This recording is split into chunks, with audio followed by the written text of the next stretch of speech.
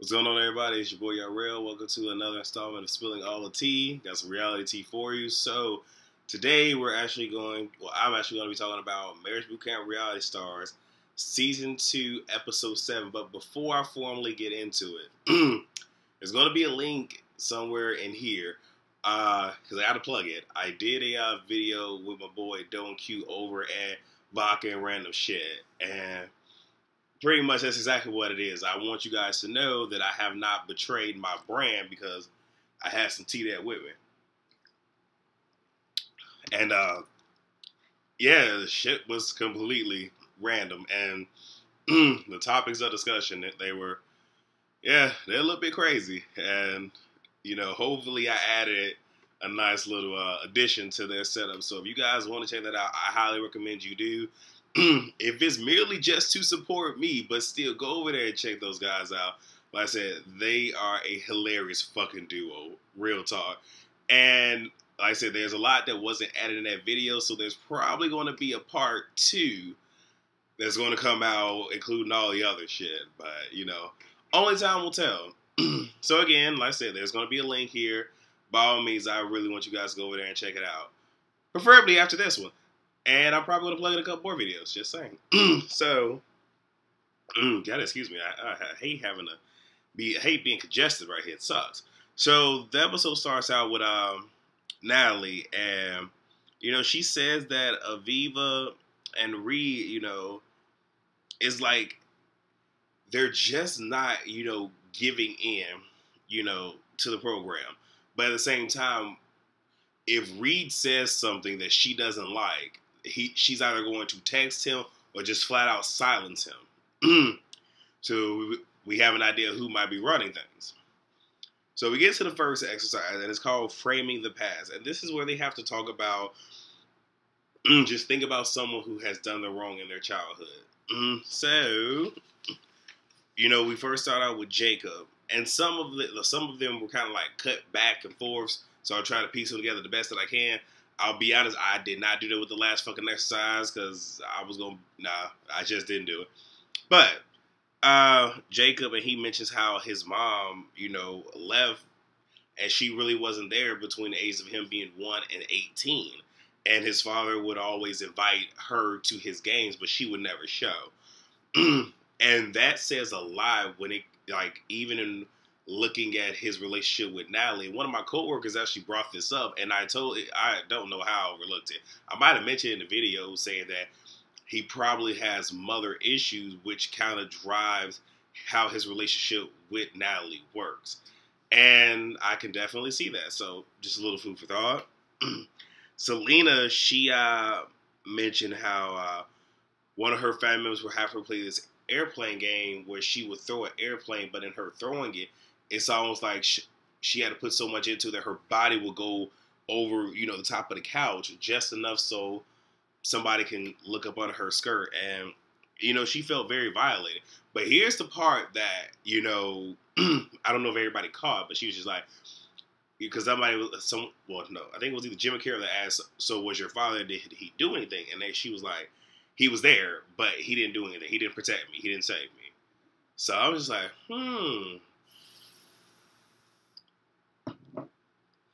And for anybody who has watched R&B Divas Atlanta, he did make a guest appearance on one episode where she was doing like a showcase or whatever. And there's noticeable tension, and it's just the way that he talks to her is so not fatherly. He talks to her more or less like she's a boy than a girl. And that kind of comes up a little bit later, too. So Keyone mentions how he was like 9 years old, and he was at his grandparents'. He called his father because he needed something. His father was like, come on over. So he goes over there, and pretty much his father's wife is pretty much like, he's not here. But he knew his father was there, and he felt abandoned and so much. Like, it was mostly abandonment that he felt by his father. So it's like, So far we have, 2 daddy issues and 1 mama issue. Not looking good. So Reed mentions how he was living in a rough neighborhood. I think he said in Queens. And got his ass whooped. Came home to the daddy, told his daddy, like, hey, just got my ass whooped. His father response is, what did you do to the kids? Not really the best response to give a child, because it's almost like, okay, you must have done something to agitate them. So I felt a little bit bad. Granted, I didn't quite get all the emotion that I wanted, but he seemed to be genuine with the story. So Tyson, now his got me. I felt some kind of way with his, and it wasn't even felt some kind of way badly, but he was getting ready to go off to scout. Some boys called him over, and he gets there. He sees that it's a group of boys. So it's one boy to call him, but it's a group of them. And one guy who must have been the ringleader had a golf club, which had the top, I guess, like broken off. And they pretty much said that they were going to take it and shove it so far up his ass it was going to come out his mouth. And again, this is one of the few times that we have ever seen Tyson literally go into his feelings, which it was good to see. But that was a sad fucking story. And he even mentioned that they said to him, "Oh, we're just fucking with you. But if you ever tell this story, we will hunt you down and we will actually do this to you." And he felt that, he could never tell his father because he just didn't know. He didn't know then that he knows now that his father actually would have, talked to him, not made him feel bad about it, and all that good jazz. Turn the page. So Natalie mentions how, she was 9 years old. It was either she was with her brother. It was actually either one of them. I would assume they had different fathers. I think it was she was waiting for her father. Again, I don't know if they had different fathers or not, but waiting for him to come, and he shows up, and he is like, I think she said he was like, what, 115, like 115 pounds, just like super skinny, the whole nine. And it was to the point where she just felt like she couldn't trust him and just wanted nothing to do with him. But they didn't go, like I said, there might have been more death. We just don't know. So all we can do is infer. And I'm not trying to do all that. And Rachel, her turn, she talks about how she was teased. And, she never understood why, because she was so nice to everybody. So Jim and Carol, I'm not going to say it was messy, but they brought up Tyson. She was like, well, Tyson, kind of showed her that love and, embraced her, accepted her. And I'm going to just paraphrase what the fuck they was trying to say. But what they was trying to say is, so because he accepts you, he let you come at, you allow him to come at you with the bullshit. Bertha from Real Housewives of Atlanta. But no, seriously, she's like, because you have somebody that's willing to embrace you and you being so nice, you're pretty much letting him, he's not teasing you, but you're letting him abuse you in a different way because he accepts you and he's not teasing you. I don't know. Don't know how I feel about that. Heidi, she pretty much talked about how she was molested a lot, and it started as early as her being 2 or 3 years old. So there could have been anything from like fondling or whatever, or other things, and I don't even want to go to what it could have been. But like that's some molestation, raping and stuff at any age. It's fucking horrible. But fucking around with a 2 or 3 year old, like, that is horrible. It's horrible. Even if it's like a 7 or 8 year old doing that to a 2 or 3 year old, that's still horrible. Just whatever. So Spencer, and he's starting to get there, but he's pulling back. But he mentions how his family supported his decision to do reality television. The producers had came to him and said, "Okay, we want you to play the villain, be more of the bad guy." He does that, and his mother pretty much told him that, okay, your father wants you to change your last name. That shit is fucking low. I'm like, damn. Because he felt abandoned. He felt shame. Like that's another fucking level. But it was with it that even though he went there, he still kind of pulled back. And he's pulling an Aviva and Reed where he's giving it to you, but he's staying in his head. Which is like, if you stay there, you can never really get the healing that you so want.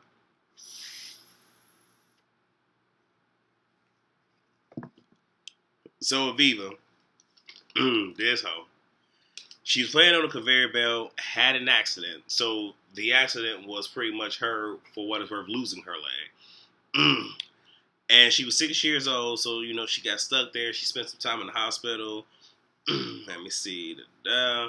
Her mother, who was a model, was upset because, I guess it was too much for her to take on. Being a model, you have a daughter with these long legs, And now she just lost one. And then when Aviva was approximately 11, her mother had a drinking problem, and she felt that that was her fault. She told the story in such a way that, I know that it was a real story, because we know she does not have a leg, but it was absent of emotion. Very, very absent. Like, I was trying to relate. Not relate, but trying to have, just have a connection there. Because with a lot of people on here, I don't have connections with their stories because I just don't. But just that pain, that raw emotion and feeling, I can, attach myself to. Not in this case with her. And they even want her to talk to her younger self. And if I didn't mention, they had pictures of all of them when they were younger. So wanted her to talk to that younger part of herself. And she was just, not giving us a fucking thing. So they have a one-on-one with Spencer because, again, he's doing the same thing. But since he is closer to having a breakthrough, I think they're really trying their best to reach him. And he pretty much just says his experience with reality television, more or less a producer, has left a bad taste in his mouth. And he was pretty much used and abused. And a lot of that creates anger. So part of that is why he's not fully giving to this experience. Because he feels that they might be trying to use him or troll him just to get whatever they need out of him for ratings. Which I don't think that's the case. So the housemates are mad that Aviva hasn't opened up. Like Jacob was upset because he shared his story about his mother. And everybody else had their stories to tell. And it's just like Aviva's just like, meh. That's all it was meh. And giving all of that, they even, he even talked to her briefly before we got to this point. And she just kind of brushed it off. It's like, I did give emotion. Or, no, I guess you're just saying it's like, I don't know what the fuck she said, but she's just still not giving us anything. So Natalie, being Natalie, is so fucking through. She grabs a fucking marker and writes on one of those tabloid pictures they have of her. I think it was fake or some shit like that. And the funny thing, she wasn't quiet about it. She was loud in a motherfucker. So Kiwan wants everybody to have a team meeting. And I'm just like, oh shit, Kiwan, okay, alright, stepping up, having a voice, feeling you, okay. So Selena starts it off. Being all calm and everything, she not being the pop off, I mean, I really hate to say it. I kind of did want to see Selena, give me some of this, give me some of that. I got the Bulls on, because I'm from the Chi, representing the motherfucking Chi in this bit. I wanted her to give me some Chicago. I really did. I want to see her just pop smooth the fuck off, but she didn't. She was trying to be a lady. Granted, she told them heifers, you don't want this tornado that was hiding. But, I'm just saying, I really wanted to see it.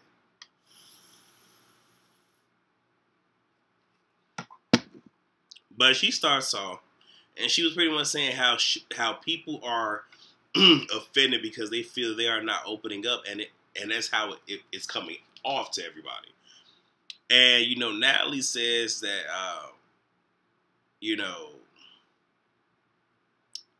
whatever Natalie's Natalie has said something, and Aviva is starting to surface, the real Aviva. Because Aviva pretty much says to her, I'm not housewife. I'm Aviva Drescher. How the fuck you say her last name? And she's like, hey, you are not a bad girl. I'm like, ooh, whoa, wait a minute now. Wait a minute now. Are we starting to get the diva? You know what I'm saying? I'm sitting here oh shit, she about to pull a leg off? Is she about to do that shit? So, Rachel, I'm happy she's starting to get her voice, but it's one of those where it's like, Rachel, bye-bye. Hey, bye-bye. Hey, bye-bye. If you ain't got it, just don't try to comfort nobody, baby. I love you. You real pretty in that thing. But anyway, she says we have an issue. Pretty much you aren't opening up because everybody else is. Even Tyson, Reed. Nah. Here's the thing, Reed. You really ain't have to say shit. Now, granted, you ain't pop off, but this is one of those where since everybody said Aviva, dude, shut the fuck up. Now, have one of the dudes open their mouth to address your wife, then you jump the fuck in. But if it's females addressing females, come on now, that bro code. Stay out of women's shit. Point blank in the motherfucking period. I say that because, you know, Jacob ain't do shit. You know, he want to argue, you know, with Natalie a couple episodes back. Cool, but as soon as he threw the water on her, Jacob about to knock that ass smooth the fuck out. Like, that's hot. Now, I'm just saying, granted, it's one of them, well, okay, well, let him fucking argue. Whatever, she argue with everybody. Oh, did he just throw a drink? Oh, just saying, you know. But until a dude addresses her, you should just feel the fuck back. But he said, with all due respect, now, I'm not going to tell too much because then y'all really going to know. But I hate when people say with all due respect, because everything they come after with all due respect is pretty much a big fuck you, where it's just like, you know how some people say, tangent, I don't mean to be racist, but it's the same exact motherfucking thing. With all due respect, you don't mean no respect, what the fuck you finna say? But what he said was, with all due respect, we are not dating. Now, it wasn't, like, the delivery was not malicious, but you could tell that was an arrow meant to pierce her motherfucking heart, and Aviva did not make it any better. What my note say? What that hoe say? Hold on. And she was like, and you should learn from us. ... Girlfriend. I was like, ooh, because it wasn't girlfriend as in you my girlfriend. It was, and you should learn from us because you still a girlfriend. I was like, oh shit. Oh my gosh. Like, we're starting to get that real Aviva. But the one of those things where it's just like, I've never seen Real Housewives of New York, and as I've said before, I probably will never watch the shit unless I see somebody on there that I know, whether it be for music or entertainment, that I want to see. Till that happens, probably would not watch that shit. But, it's a big ass but. But, I'm pretty sure if anybody watches it, they've probably seen her attitude. And that's her being real. So right here, it's just like, you're not being that. So, but damn, you can learn from us. Girlfriend. I was here for it. I'm not gonna lie shit. I mean, because I don't watch this necessarily for the drama. But hey, when it comes on the screen, I'm telling you, I got my cup ready to catch that shit. So, Rachel says she does not envy their relationship. Why would you? Yes, they are, because finna bridge another show. Back to the Housewives, you know, Phaedra talking to Claudia just like, oh, well, I have a ring, I have a marriage. The fuck does that mean? Like I said, you could have this and it not be everything that you want it to be. Oh, but because you have the ring, you know, that means something. And she said, I don't value the relationship because, like, it's so robotic. There's nothing there. The only time passion comes out is when they're talking about their fucking kids because, hell, they're on the brink of having a motherfucking divorce any motherfucking way.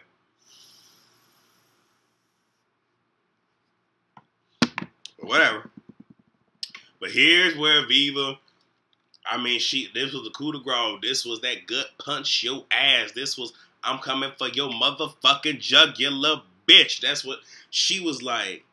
I would never, ever, remind me of Chris Jericho, never, ever, but she was like, I will never, ever wait 6 years for someone to put a ring on my finger. I was done. It was at that point where I didn't need to watch the rest of the motherfucking show. I was just like, well, damn. Well, damn. Now I'm going to say this, though. I will say this. She was smart because she only took one little jab at Natalie. Because she already know Natalie will come for that ass. Spoiler alert. Some shit gonna pop off with the ass in this motherfucking episode. But see, Aviva ain't stupid. Aviva know who the fuck to and not to fuck with. Except she came for Natalie, but I bet she already know. Don't come for motherfucking Selena. Alright, so, like, I don't say this all, but Selena will mollywop that ass, take your ass back to the motherfucking shy rack up in this bitch. Just saying. So now we get to the second exercise. Now this one right here, it was a whole lot, you know. So, so what I'm going to do is I'm going to talk about who really didn't give us much because of the editing. It's all because of the editing. And then I'm going to come back and finish everybody else up. So Jacob was mad with his mother. But here's the thing. With the exercise, there was one door that was forgiveness, one that was forget. And which one they wanted to do. Jacob wanted to forgive his mother. Natalie wanted to just forget about the shit with her father. Rachel wanted to forget whatever it was that happened with a former boss.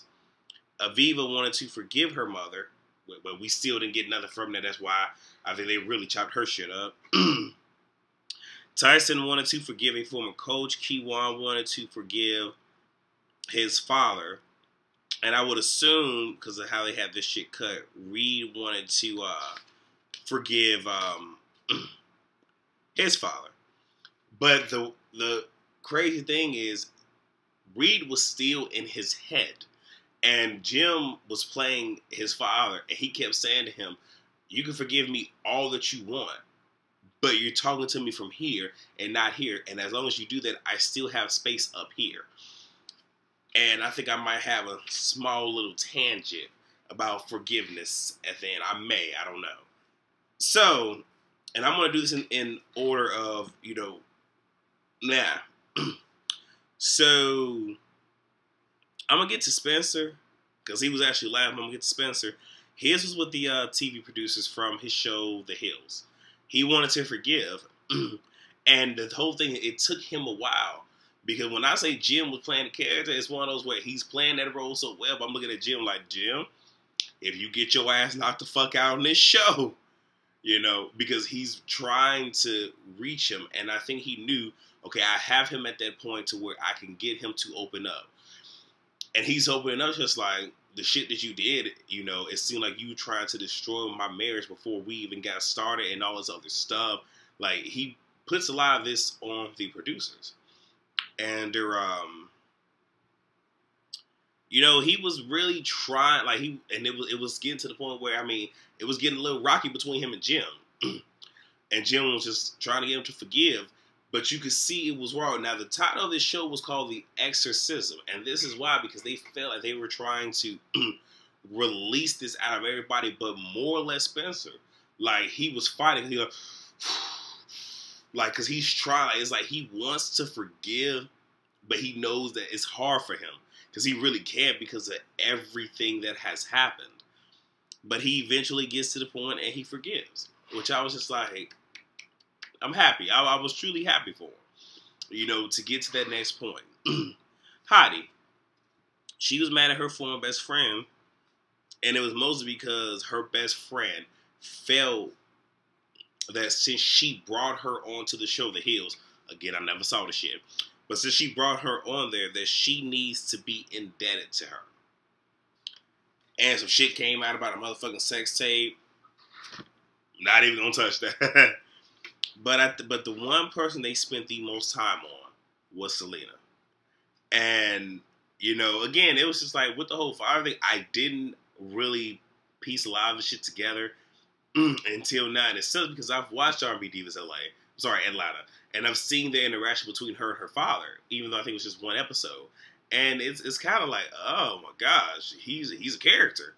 But he an old school fool, though. I know about old school fools. I'm just saying, My parents a little up there. I ain't saying nobody. I ain't saying ages and shit. But I know about the old school fools. Okay. But yeah, he a fool. All right, he a fool. So she's mad at her parents. They force her to acknowledge the relationship between her and her father. And when she was was standing there, it was like, you can either forgive or forget. She said, well, I try to forget. I'll go towards forgiveness. And Jim is playing her father. And she's going in. It's like, you were never really a father. You treated me more like a boy than a girl. I never felt, like a daddy's girl or anything like that. You never accept responsibility for anything. And that was all that Jim was waiting for. He was like, I do accept responsibility because I'm here. And guess who the fuck walks in? Her damn daddy.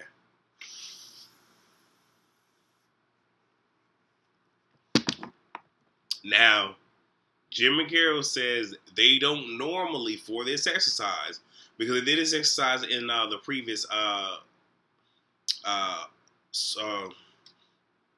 reality star. They did this in the last one that they did. I don't know about the regular marriage boot camp because I don't watch the regular marriage boot camp because no shade. I don't know them motherfuckers. They're just regular people. Granted, I probably could learn shit about them, but anybody got time for that? So, and they mentioned that they normally don't do this, but for her particular situation, they feel that this is really going to help her and really improve her marriage. But y'all was being messy. Yeah, y'all was being messy. Real talk. Like, if people are watching the show, because I don't know if people are, but y'all was being messy. Y'all wanted some damn viewers. Y'all messy. Messy. But, let me see. Yeah, man. Alright, so, he wanted Selena, well, the father was like, I wanted you to be a superstar. And she was like, and I wanted you to be a father. And she's trying her, because she was already tearing up before, but now it's just like, now I gotta physically talk to him. And you can, and like, this is one of those where it's just like, you can't make this shit up. This is pure, like, this is real fucking life happening on fucking TV. You cannot make this shit up. I don't even think they even had a talk with her motherfucking father. Like, it was a real motherfucking moment. And, he doesn't respond kindly to her. Like, he is very aggressive, and I can see what she meant when she was said this to Jim. You treat me like a boy. Because the way he was coming at her, it's a way that you can come at a female and be direct and be harsh, but still, it's like, it's a certain way you can come at them, but still not come at them like you coming at a dude. Like, nah, he was straight talking to her. He was like, hey. I was just like, damn. And Carol says to him, listen to her heart. He was like, I hear her. That right there, listening to hearing two motherfucking things. Listening is, paying motherfucking attention. Hearing is just hearing waves. That's it. Like I said, because probably you just hear womp, womp, womp, womp, womp, womp. That's all. I mean, that's hearing. And she says, and he even says she doesn't, appear or sound hurt. Selena walks away because she's just like, I can't do this. I can't do this. And honestly, I know how it is. Not necessarily and I'm just saying in general, because I mean, should I even deal with this currently, to talk to someone that they don't want to listen, don't want to receive shit, but they just want to be heard. I know how it is to interact with someone like that. I totally understand. So I kind of felt her on that front, because there's a lot of motherfuckers in my profession. There's a lot of motherfuckers that where it's just like, no, you listen. I want you to listen to me, but I will hear you. So Jim goes back to playing her father and pretty much asks for forgiveness. And she says she can't. But Jim is just like, you might pass this on to your kids.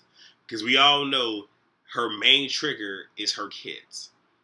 And, she, is sunk in, and she forgave him. She forgave him. So that's not the order in which it happened, because it started with Selena and then it ended with Spencer. That's how I want to give it to you.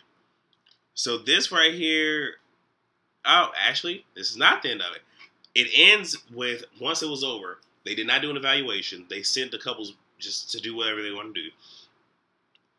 Aviva and Reed decided they want to go to bed, or whatever. And now it's just like, why the fuck they not down here with us? And, Aviva, and doing all this other shit. So, it irritates Aviva. And that's pretty much it. So, all I'm going to say about forgiveness is I've been down this road. Like I said, I'm 28 years old. I have held so many regrets, so much resentment. I've held a lot. I've held so much. And I'm still tackling certain issues from my past. And I do realize, even in watching this, many of us don't realize that it is certain things that have happened in our past that drives how we not only act to, respond to, but deal with certain issues, how something can happen and how it can just send you into a space and you're trying to figure out, well, why do I respond to this situation the way that I do? And this guy, I'm going to be straight up with you, especially when dealing with people that's not in my fam. Because I'm gonna say this is me. This is me being honest and open. If any of my family's watching it, hey, this is my fucking life, so I can fucking talk about it. But I've gotten to the point in my life where I cut people off, and I can do it with the quickness. They're still my family. They are still my flesh, and they are still my blood. But I have this whole thing of I am on my pursuit of happiness. Okay, and and it's just like, if you're not going to add to that, especially with the bullshit that I've gone through as little y'all real.